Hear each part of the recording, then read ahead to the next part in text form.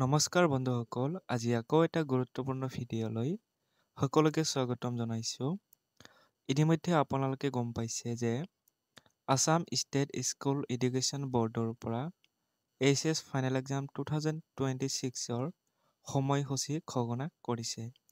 আৰু এইখন আপোনালোকৰ ৰুটিন কোনো ধৰণৰ সন্দেহৰ কাৰণ নাই, কাৰণ আপোনালোকে ইয়াতে চাব পাৰিব আপোনালোকৰ যি বৰ্ড আছে আসাম ষ্টেট স্কুল এডুকেশ্যন বৰ্ডৰ চিল, তাৰপিছতে আপোনালোকৰ চিগনেচাৰ সকলোখিনি ইয়াত দি আছে, গতিকে ইয়াৰ কোনো সন্দেহৰ কাৰণ নাই। চ' এতিয়া আমি চাম কোন তাৰিখে আপোনালোকৰ কি এক্সাম হ'ব সেই বিষয়ে। চ' আপোনালোকে যদি চাই ইয়াতে প্ৰথম আপোনালোকৰ আৰম্ভণি হ'ব 11 ফেব্ৰুৱাৰী 2026ৰ পৰা। সকলোখিনি 2026ৰ পৰাই আৰম্ভ হ'ব। চ' প্ৰথম পৰীক্ষাটো আছে আপোনালোকৰ 11 ফেব্ৰুৱাৰী তাৰিখে। চ' প্ৰথমটো আবেলি, যিহেতু HS ফাইনেল এক্সাম সকলোবিলাক বা প্ৰায় এক্সাম আপোনালোকৰ HS 2026তে 2026 বা 2025, চ' সকলোবিলাক এক্সাম আপোনালোকৰ আফটাৰনুন টাইমত হয়। চ' অৰ্থাৎ আপোনালোকৰ 1:30ৰ পৰা 4:30লৈ চলি থাকিব। চ' প্ৰথম 11 ফেব্ৰুৱাৰী তাৰিখে যিহেতু আপোনালোকৰ ইংৰাজী আছে, অৰ্থাৎ ইংলিছ। নেক্সট আছে আপোনালোকৰ 12 ফেব্ৰুৱাৰী তাৰিখে। চ' 12 ফেব্ৰুৱাৰী তাৰিখে স্বদেশ অধ্যয়ন আছে। তাৰপিছতে 14 তাৰিখে আছে আপোনালোকৰ MIL, অৰ্থাৎ মডাৰ্ণ ইণ্ডিয়ান লেংগুৱেজ। চ' এইটো আপোনালোকৰ এছামিজ হ'ব পাৰে, মেক্সিমামৰে এছামিজ আছে, বাকী যিবিলাক ছাবজেক্ট আছে MIL সেইখিনি হ'ব। চ' MILৰ বাহিৰে আপোনালোকৰ এল্টাৰনেটিভ ইংলিছ দি আছে, সেইটো দিব পাৰিব। তাৰপিছতে নেক্সট আছে 16 তাৰিখত আছে anthropology, sociology, sales management and advertising. So' এনেকুৱা ধৰণৰ কিছুমান ছাবজেক্ট দিয়া আছে আপোনালোকৰ। চ' এইখিনি নিশ্চয় আপোনালোকে বুজিয়ে পাব সকলোখিনি। নেক্সট যদি চাই ভকেশ্যনেল ষ্ট্ৰীমৰ 24 ফেব্ৰুৱাৰী তাৰিখে আছে ভকেশ্যনেল পেপাৰ 1। তাৰপিছতে বিহু, এইখিনি নিশ্চয় আপোনালোকে গমেই পাইছে। কিন্তু আপোনালোকৰ 28 ফেব্ৰুৱাৰী 2026 তাৰিখে NSQF। NSQFৰ ফুল ফৰ্ম হৈছে নেশ্যনেল স্কিল কোৱালিফিকেশ্যন ফ্ৰেমৱৰ্ক। চ' এইটো আপোনালোকে হয়তো খেলি মেলি বা বুজিবত অসুবিধা পাইছে। চ' NSQFৰ কিছুমান ছাবজেক্ট থাকে, ধৰি লোৱা হেল্থ কেয়াৰ নাইবা প্ৰাইভেট চিকিউৰিটি, ITTS, এইখিনি যিবিলাক আছে। চ' ইয়াতে আপোনালোকে চাব NSQFৰ private security, IT, beauty, wellness, tourism and hospitality, agriculture, এনেকুৱা ধৰণৰ কিছুমান ছাবজেক্ট, এইবিলাক ছাবজেক্ট NSQFৰ অন্তৰ্গত। অৰ্থাৎ আপোনালোকৰ এইবিলাক ছাবজেক্টসমূহৰ 28 তাৰিখে, অৰ্থাৎ 28 ফেব্ৰুৱাৰী তাৰিখে এইবিলাক ছাবজেক্টৰ পৰীক্ষা অনুষ্ঠিত হ'ব। তাৰপিছতে বাকীখিনি নিশ্চয় আপোনালোকে বুজি পাব।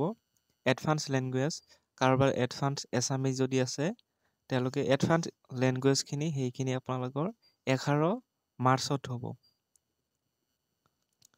তাৰপিছতে নেক্সট আপোনালোকে যদি চাই ইম্পৰ্টেণ্ট কিছুমান ইয়াতে নোট দিয়া আছে।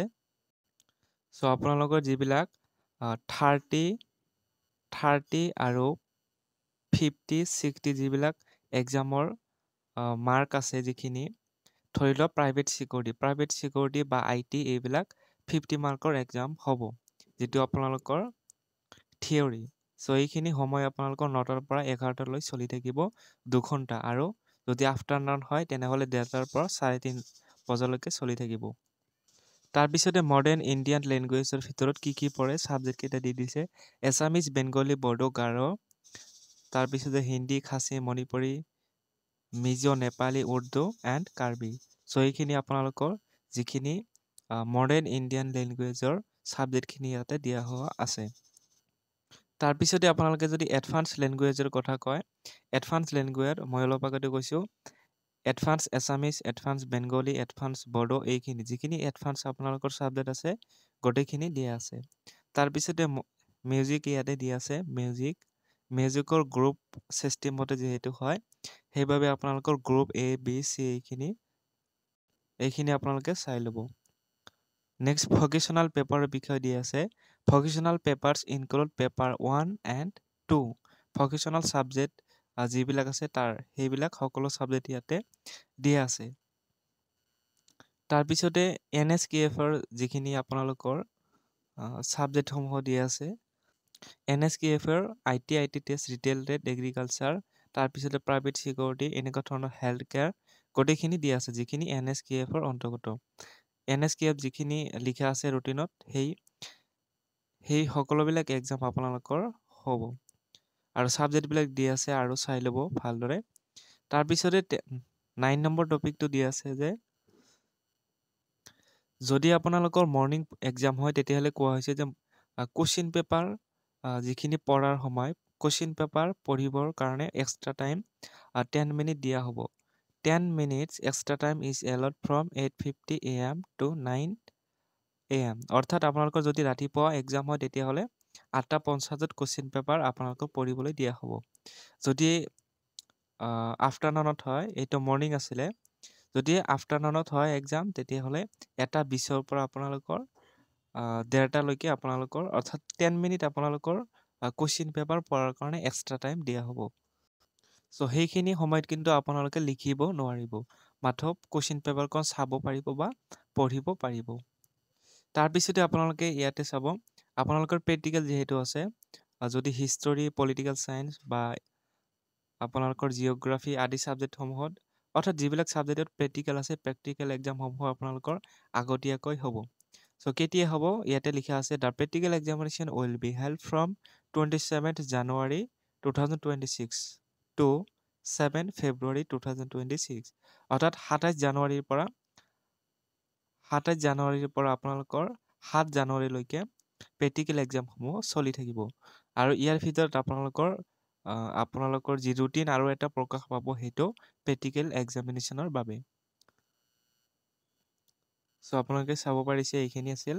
গতিকে ভিডিঅ'টো ভাল লাগিলে শ্বেয়াৰ কৰিব, লাইক কৰিব আৰু চেনেলটো ছাবস্ক্ৰাইব কৰি ল'ব।